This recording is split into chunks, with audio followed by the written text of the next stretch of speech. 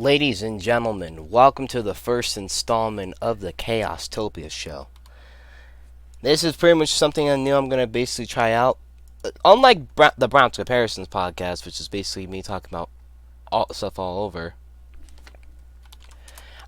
I'm going to go and basically kind of talk about pretty much my own personal experience. This is basically like my brutally honest takes. Well, the podcast will basically talk about stats and all that stuff and pretty much a lot of the things and just kind of giving an analogy about how the seasons are going. This is just pretty much my personal take. This is basically where, the chaotic stuff usually goes down. Eventually I might move it over to the Browns Comparisons podcast and have it over there as well. If I do not be surprised. I'll go ahead and basically I will let you guys know in pretty much in a whole other thing. But yeah.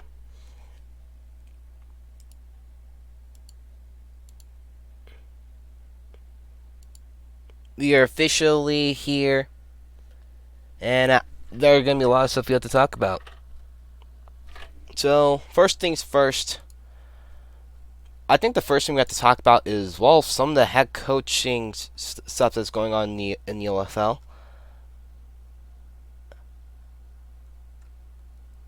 One of the things that basically we found out was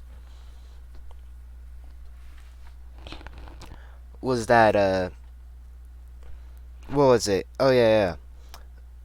Kosh will not be retained as pretty much the Twisters head coach. And that was actually an interesting story. This is something I can see from both sides and where they're coming from here. So, literally, first things first, if you don't know what the Oklahoma City Twisters are, you already know. They're basically an OFL franchise. Basically, their colorway basically can't be compared to pretty much Cream Dr. Pepsi, but not that there's anything wrong with it though. Pepsi is, or I don't know, Dr. Pepsi. Oops, is it Pepsi or Dr. Pepper? I'm sorry. Yeah, I'm saying Dr. Pepsi. Oh my god. So yeah, I do like basically the colorway on that team. He could, if he wanted to, he can easily get away with gold in the regular season. That's if he wanted to, as if Parker wanted to. Anyways, Parker actually went on to the Captain of the Boat podcast, which was over with John the Boat, and he opened up basically on what happened with the whole firing and the whole situation. And what was interesting was that the problem that went on was week 6. There was an issue that basically saw Kosh get so ticked off to the point that he tried basically using illegal players. Parker basically was just like, yeah, no, I don't want to be a part basically of this whole thing. So he went back home to pretty much his original the franchise he was being the general manager for, which was the Florida Firecats. And week 8 marked the showdown that he knew was coming up. Was he took on his own franchise, basically Kosh versus him in a week 8 matchup. And my goodness, if someone told me basically that Parker was gonna QB and literally legit whoop his own franchise and cause them to be eliminated from playoff contention, I don't know what else to say. The Firecats did win 50-47 in what was an amazing close game.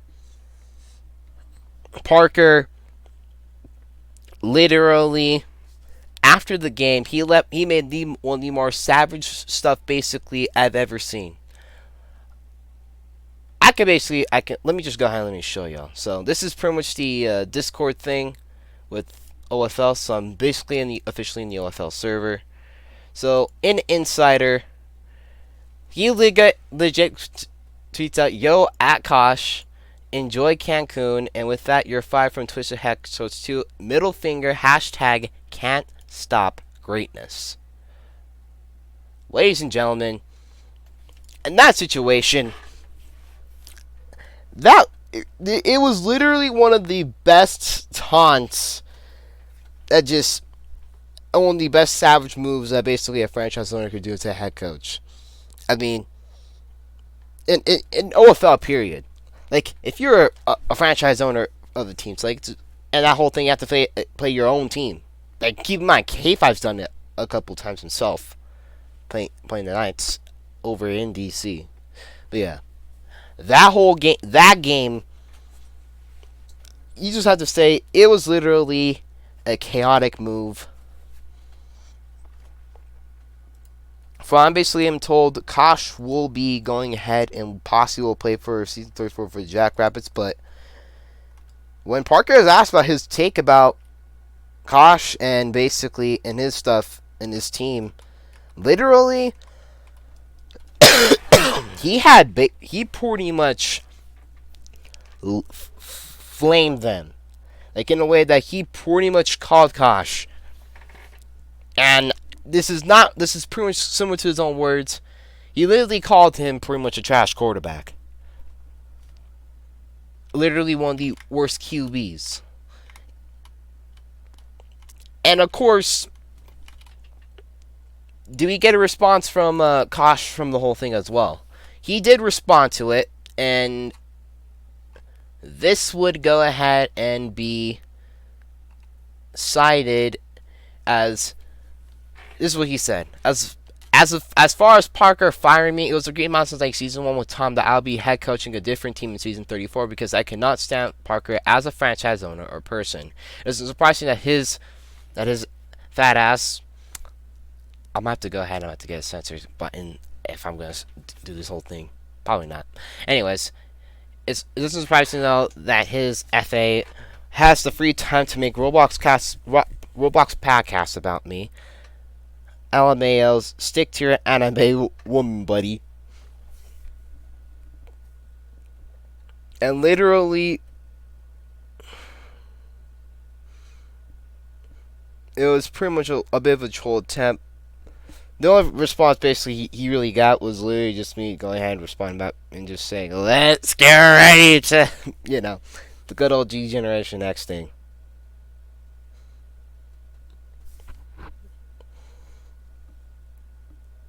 I think the one game that's going to actually really be interesting is that if those two face off again, there's officially bad blood between those two. Now, keep in mind, for me, I know basically Parker's somewhat well. He's chill as hell. I've also played basically with Kosh before, so I kind of know basically the whole thing. If you ask me about this whole thing, about what basically would go on, I feel like basically that Kosh is going to be ticked off, but is he going to be basically going to be salty about it? I mean, he will be. But yeah. This is all that I took and it became personal with me show. And I'm going to tell you, it's crazy.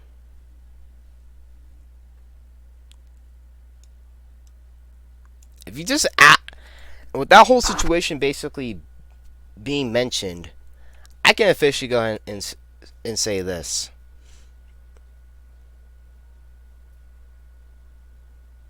If that rivalry basically, if Kosh finds a team that he just becomes the franchise guy with in the OWC, and he and the Twisters go ahead and basically tend to face off, oh, that's gonna be a rivalry. That's gonna be the next Steelers versus Ravens, but in OFL.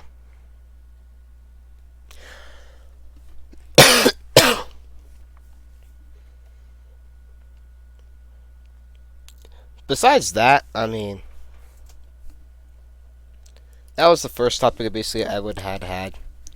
So, my topic basically I'm gonna actually focus on pretty much in a situation on this whole thing. Who am I basically am I effectively going to side with in a way? If you ask me about the whole thing, I can see Parker's point. Like, with all due respect to Kosh, I can actually kind of take Parker's side a bit here, because Parker showed frustration with the fact that he even said, like, yo, this dude's going ahead and basically complaining about everything under the sun. Complaining about the colors that we get to work with. Complaining about this, complaining about that, complaining about Flop-Up going ahead and basically being in the stadium. Please note that Flop-Up is not in this Twister Stadium. I went ahead and I saw the Twister Stadium before it even was put in the OFL Hub, and it looked really good. Yeah, he even complained about the stadium too. Literally, basically, you name it, bro went ahead and basically just decided to do it. He pretty much complained about everything. I mean, everything. And it just got to a point that Parker was like, no, I'm not doing this.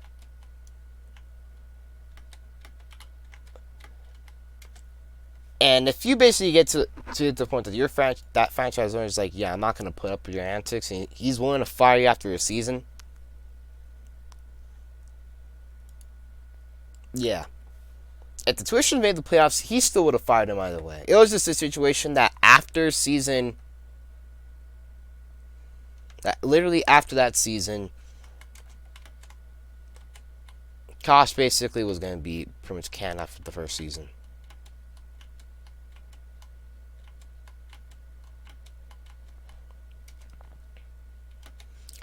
But yeah, with that whole situation going ahead and basically being effective and being up and over, I feel like that's going to be basically the next rivalry if things go ahead and go according to plan. I do think that if things go ahead and pretty much boil down to pretty much the way that it does, then yeah, it's going to be it's going to be heated. I mean, you pretty much went ahead, and it was a flame that went ahead and just went off. Basically, down in Oklahoma City. And Parker now, as he finally goes ahead and he starts off as the Twisters franchise owner, he can now hire his own head coach, do his own way of getting stuff done. If I'm being for real though, if he does have an ideal head coaching candidate soon. But yeah, I personally want to go ahead and pretty much mind working with Parker though. I mean, dude basically has a lot of OFL experience under his belt already. I mean, and he also has been able to really prove pretty much a lot of takes wrong. I mean, the best example I can give y'all is season 29 when he first took over as FSC's head coach, and then he decided QB. I was against the idea because, one, a running back doesn't really know how to QB. That was my honest take. That was just literally that was not going to be it. Oh, Parker goes ahead and responds, okay, Chaos. He goes 5-3, makes the playoffs, could have made it to the Victory Bowl, but then again, some guy named Height went ahead and showed up and ruined his dreams.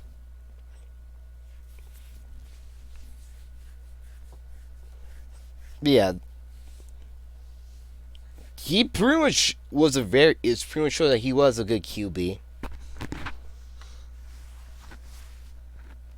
He showed pretty much that he could pretty much very well keep up with some of the elite guys, and he was able to make a good stacked squad.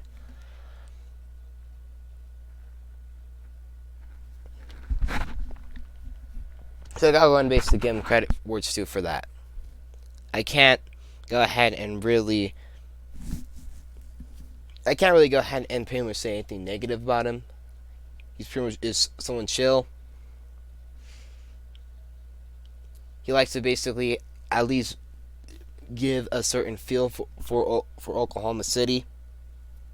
He's actually probably one of the few franchises that cares about his team, but can also but earn the right to basically have that franchise owner by basically doing a lot of things in the OFL. I mean, my take, here, if you hear me out here, my take for the whole thing is literally if you are going to basically be a franchise owner and basically some right, if excluding basically the World Cup winning teams and all that stuff, you basically would have had to pretty much play long enough to the point that you earn your spot and also do more for the league.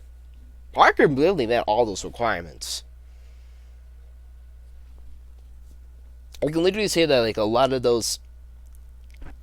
these head coaches, yeah, they went ahead and they've earned their respect, and basically they've earned the right to have an original NFL franchise. I mean, Sean HCX had his prime years. Best QB in the pretty much in the prime era of the old gen era. And that paid off, and he ended up getting pretty much an NFL franchise. And he still basically has it to this day.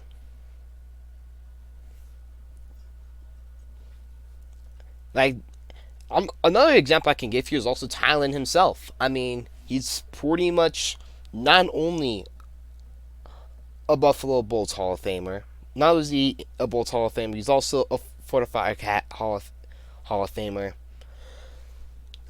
He played long enough before he officially went into that developer life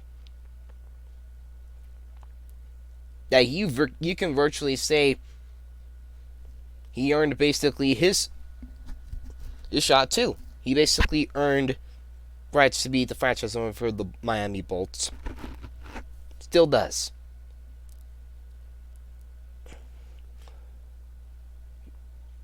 The only franchise I would say that pretty much I have an issue with that basically that doesn't have literally a very well-known player as the franchise owner, that's the Toronto Bears, and that's Robo. And for some reason, I'm always basically frustrated with the fact that literally Robo just we haven't really been able to go ahead and pretty much see him play at all in his career. I don't think basically he probably will. But yeah, that's literally one of those people that I just don't think should have pretty much had pretty much an OFL franchise. I mean, you can say, oh sure, he does dev stuff and a bunch of other stuff. To be fair, true, but it doesn't feel like he can back his word up playing wise. Keep in mind, for me, I've gone ahead and, yeah, I've been an OFN for a while now, yeah. But I went out there and played and actually had a few catches in my career. I went ahead and I got some of my cleats dirty a little bit. Paragon, he went ahead and he pretty much created the Paragon brand of jerseys and stuff like that. He still went ahead and he went out, went ahead and played OFL as well. Hell, I can even give another example too. Even Kill K. His brand literally is literally the more notable brands in OFL history that's not Thailand. And he was able to go ahead and pretty much go onto the playing field, suit up, and have himself a day. Robo? I haven't seen it from him. Maybe he has gone ahead and gotten a few catches in his career. Who knows? But I'm pretty sure I can find more King X ASG highlights in OFL. than I would with Robo. And for ASG, he has his own life. He pretty much has college. He has ASFL. He has that stuff. But I severely doubt if Robo went ahead and he started suiting up, he wouldn't basically would have been able to pretty much back up his role.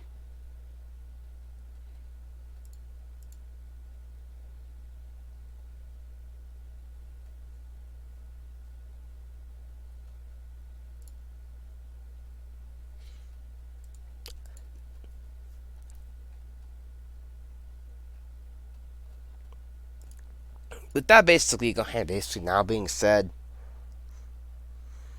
I could very well be wrong. But that's just pretty much my brutal honest take part. I mean, if you basically were pretty much kind of how running league, okay, yeah, I understand. You could get, in a general term, you could, but you also gotta have that turn to go ahead and be like, oh, you disrespect my team? Let me suit up myself and I'll go ahead and knock your lights out. I haven't seen it from Robo at all.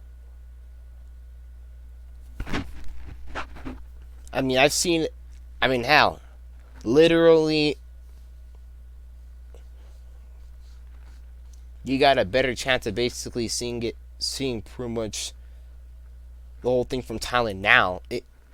Thailand probably might not play OFL, but if he does suit up, at least we know he's actually is somewhat serviceable. We also provide some weird but funny moments as well. But yeah, that's gonna be it for the first episode of the Chaostopia Show. This is literally the first part I'm going to do. Second part, I'm actually going to go ahead and I'm actually going to talk about some of the stuff basically that happened in my time in Tuscaloosa. And literally also the Chaostopia effect that I had to go ahead and call. Anyways, that's going to be it for today. Thank you guys for basically watching this first episode, and I will see you guys next time.